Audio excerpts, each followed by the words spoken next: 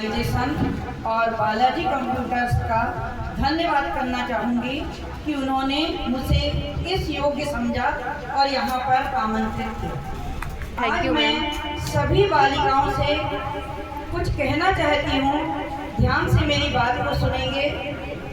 बालिकाएं जो कि हमारे देश की आधी आबादी महिलाएं हैं या बालिकाएं हैं, तो इस आबादी को शिक्षित होना अत्यंत आवश्यक है, क्योंकि बालिकाएं एक घर या एक कुल को नहीं, दो कुलों के नाम को रोशन करती हैं। अगर बालिका शिक्षित होगी तो वो अपने परिवार को, अपने मोहल्ले को, अपने समाज को और अपने राष्ट्र को विकास के मार्ग पर आगे बढ़ाने में सहायक है।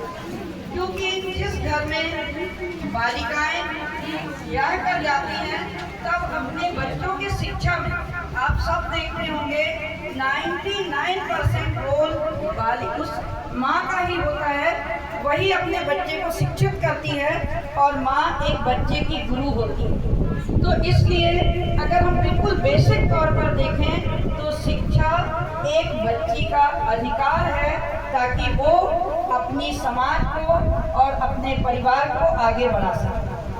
अब मैं ऐसा देखती हूँ कि कई जगहों पर बालिकाएं जब बड़ी होती हैं, परिवार में जाती हैं, तो कई बार महिला ही महिला की विरोधी हो जाती है।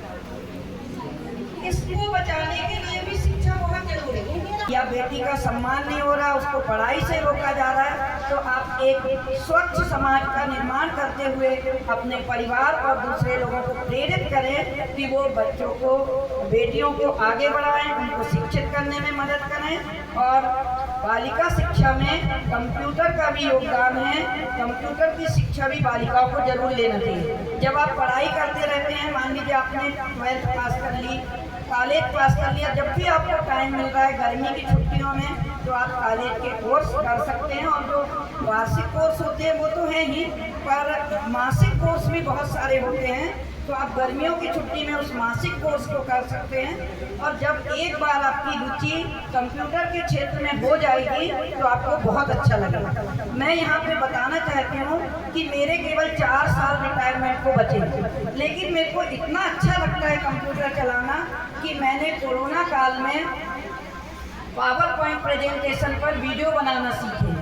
और मैंने अपना एक यूट्यूब चैनल है मेरा, साधना जैन के नाम से, जिसमें मैंने 10वीं से लेकर के 12वीं तक, 9वीं से लेकर 12वीं तक के पढ़ाई के वीडियो डाले हैं। कुछ जागृति के संबंधित वीडियो डाले हैं, जैसे कि जल बचाओ, या अपनी पुस्तकें हम किसी दूसरे को दे दें ताकि वृक्षों की कटाई ना हो।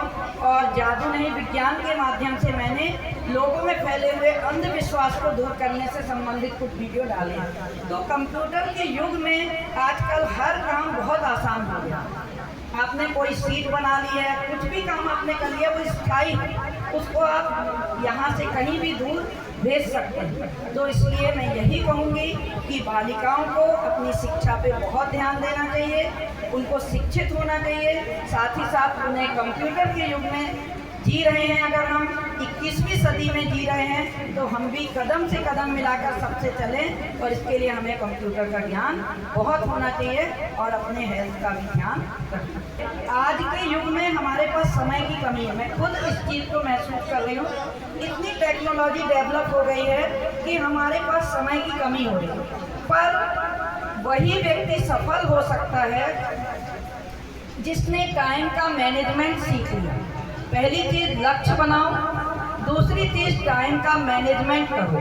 हर किसी के पास वही 24 घंटे, पर कोई क्यों 99% ले आ रहा है, कोई क्यों फेल हो जा रहा है और कोई क्यों 60 के आगे नहीं आ रहा। तो हमको लक्ष्य बनाना है, टाइम का मैनेजमेंट करना है, समय से पढ़ाई करना है और अपने लक्ष्य को प्राप्त करने में जो भी बाधा आ रही है उसको दूर करते हुए, चाहे हमको कभी प्रॉब्लम पैसे की आ सकती है, कभी बुक्स की आवश्यकता हो सकती है, कभी इंटरनेट के माध्यम से हम ढूंढ सकते हैं मैटर, तो जो भी बाधा आ रही है वो हम दूर करें और अपना लक्ष्य बनाएं। यही कहना चाहूँगी कि समय का प्रबंधन करें, लक्ष्य बनाएं ताकि सफलता